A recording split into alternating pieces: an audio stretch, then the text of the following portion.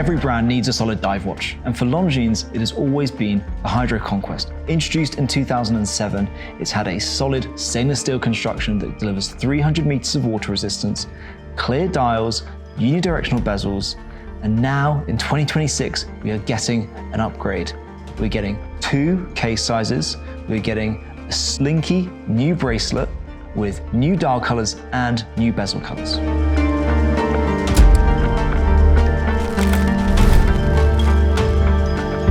Longines has built a reputation for well-priced elegance. They've always tried to elevate the style of their watches beyond the price point that these watches are at. And that's exactly what the update to this Hydroconquest has done. They still retain their rugged dive watch capabilities, but with an elevated sense of style that really defies what a dive watch can be. So, what is actually new here? Well, let's start with these cases. We have 2 case sizes. We have the tried and tested 42mm. This isn't going anywhere. However, they've introduced a new 39mm, and these are both the same thickness. They're both 11.7mm thick, which actually means your wider cases can feel proportionally a little bit thinner. But thankfully, these 39s are going to open this watch up to a much wider audience, especially those of us afflicted with smaller wrists. These cases are fully brushed, as I believe every tool watch should be. These lugs are sleek and they are slim and they curve down onto the wrist and are built as one solid piece into the case. You turn it over and you see the solid caseback, which is screwed in.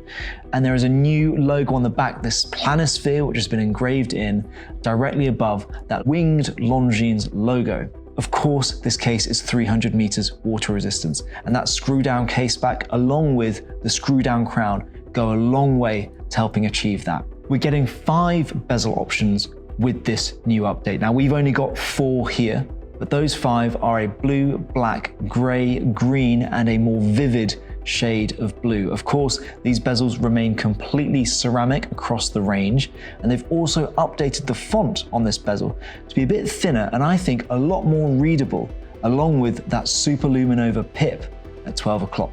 Moving on to the dial, we have 4 dial options here. We have a blue, black, and green lacquer options, and this new kind of frosted light blue with a sunray finished underneath. Now, I believe this is going to be completed in a galvanic bath, and that is allowing that sunray finish to catch the light as you play around with this watch, while the rest of these lacquer dials still maintain that inky depth that lacquer is really good at. Just like on the bezels, these dials see a bit of simplification as well. Gone are those big chunky Arabic numbers on the dial, and now they are replaced by 11 rhodium-plated applied hour markers going between baton shapes round with a triangle at 12. All of them are filled to the brim with superluminova, as you expect with any dive watch, so it's easily legible to be read through the diamond hour hand and that sword minute hand. And yes, you do still have that date window at 3 o'clock, but I am placing myself fully on the pro date window side of this debate for this watch. It is adding functionality and it works really well with those white applied markers. It's not disrupting the dial. If anything, it's adding harmony and functionality at the same time.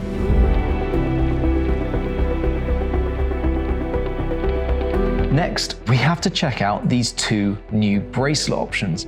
Now, the one I have in my hand is something that you might already recognize from the 2023 GMT version of this watch that came with this same H-link bracelet, a safe, sturdy companion that you know and you recognize, and you know what it's going to look like and feel like on the wrist.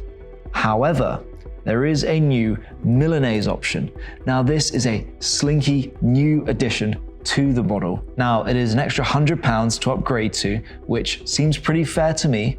But remember, this isn't just a thin, dainty Milanese bracelet that is going to make your dive watch suddenly feel like a dress watch.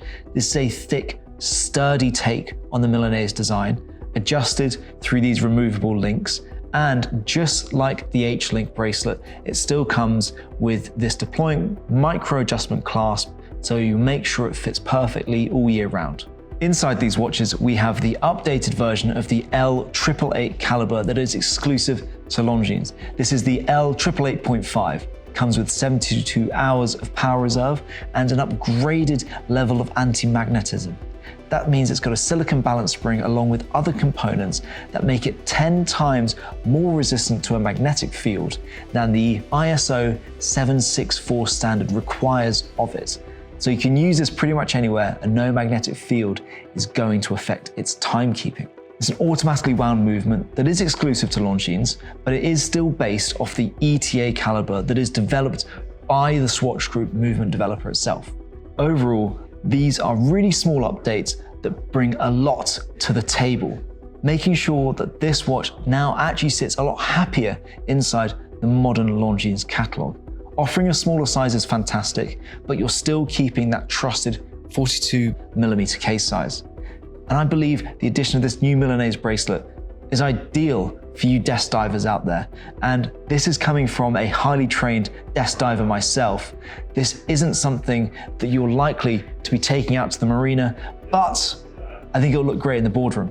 Of course, I want to know what you guys think. So let me know down in the comments, what do you think of this new updated Longines? Are you a fan of the new Milanese bracelet? Are you gonna consider a smaller case size? Let me know, I'll be looking out for them. And as always, don't forget to like the video and subscribe to Time+Tide for more reviews just like this one. Bye-bye for now.